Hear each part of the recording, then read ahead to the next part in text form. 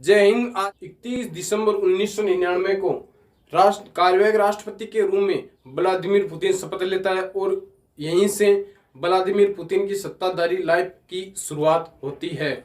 लेकिन इसी बीच एक रूस का क्षेत्र है चेचन्या, जो कि कैस्पियन सागर से लगभग 100 किलोमीटर दूर है। इसी में चेचन्या विद्रोहियों ने अलगाववाद की लड़ाई की शुरुआत कर दी, लेकिन व्लादिमीर पुतिन के नेतृत्व में रूसी सैनिकों ने जल्दी इस पर काबू पा लिया और इसी रूसी राष्ट्रपति व्लादिमीर पुतिन की कानूनी व्यवस्था की समर्थ छवि को देखते हुए उनकी लोकप्रियता का ग्राफ अचानक से बढ़ गया। के बाद कार्यवाहक राष्ट्रपति रहते हुए सन 2000 में राष्ट्रपति इलेक्शन हुए, उसमें राष्ट्रपति पुतिन को बहुमत से निर्वाचित किया गया था और वो राष्ट्रपति पद की शपथ लेता है और 4 साल के लिए राष्ट्रपति चुने जाते हैं। उसके बाद दूसरी बार 2004 में राष्ट्रपति चुनाव में राष्ट्रपति व्लादिमीर पुतिन दूसरी बार जीतकर अच्छे बहुमत के साथ रूस में दूसरी बार सरकार बनाई और राष्ट्रपति बन गए। लेकिन अब पुतिन के सामने छोटी सी समस्या आ गई कि रूसी संविधान के अनुसार कोई भी व्यक्ति लगातार तीसरी बार राष्ट्रपति का चुनाव नहीं लड़ सकता और न ही राष्ट्रपति बन सकता। 2008 में राष्ट्रपति चुनाव है जिसमें दिमित्र मेदवेदेव ने राष्ट्रपति चुनाव जीता और व्लादिमीर पुतिन को प्रधानमंत्री के रूप में नियुक्त किया और इसी कार्यावधि में 2011 में राष्ट्रपति का कार्यकाल 4 वर्ष से बढ़ाकर 6 वर्ष का कार्यकाल कर दिया गया। फिर 2012 में फिर राष्ट्रपति चुनाव होने थे रूस में, उसके लिए पुतिन ने अपने आप को राष्ट्रपति चुनाव लड़ने की घोषणा की।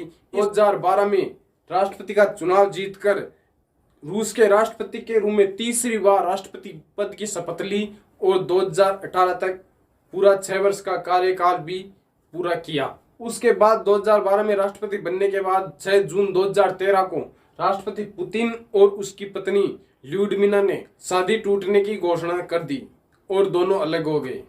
और इत्तेफाक देखिए, जिस व्यक्ति ने शादी नहीं की या फिर जो व्यक्ति अपनी पत्नी से दूर रहा वो दुनिया के लिए खास व्यक्ति बन गया। चाहे हमारे प्रधानमंत्री नरेंद्र मोदी जी को देख लीजिए और चाहे भूतपूर्व प्रधानमंत्री अटल बिहारी वाजपेयी को देख लीजिए, चाहे योगी आदित्यनाथ जी को देख लीजिए और चाहे तो हमारे भूतपूर्व राष्ट्रपति मिसाइल मैन अब्दुल कलाम आजाद जी को देख लीजिए। यानी जो व्यक्ति अपनी पत्नी से नहीं डरा वो दुनिया के किसी भी डर से नहीं डरा। और पुतिन ही रूस का पर्याय बन चुके। रूस ही पुतिन है और पुतिन ही रूस है। एक ऐसा समय इंडिया में भी आया था जब कहा जाता था कि India is Indira, Indira is India. और तब इंडिया की प्रधानमंत्री इंदिरा गांधी हुआ करती थी, तब वो सबसे लोकप्रिय नेता थी इंडिया में और अमेरिका भी उसे इंडिया की आयरलैंड कहा करते थे। रूस के वर्तमान राष्ट्रपति व्लादिमीर पुतिन 2018 में चौथी बार रूस का राष्ट्रपति बनकर 76% वोटों के साथ सत्ता में आए थे।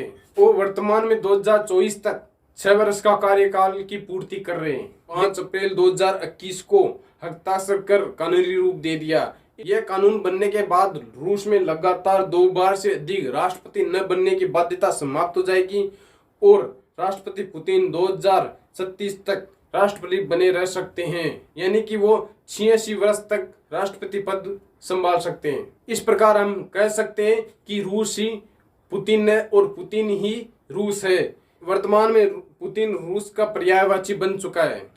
आई होप आप समझ गए होंगे कि सत्ता के शीर्ष पर विराजमान रूस के राष्ट्रपति व्लादिमीर पुतिन पिछले लगभग 2 दशकों से सत्ता के शीर्ष पर विराजमान है और आने वाले लगभग 2 दशकों तक सत्ता के शीर्ष पर विराजमान रहेंगे। आई होप आपको ऑल टोटल जानकारी समझ में आएगी। कितनी समझ में कमेंट करके बता दीजिए। मिलते हैं नेक्स्ट अपडेट के साथ, तब तक के लिए जय हिंद।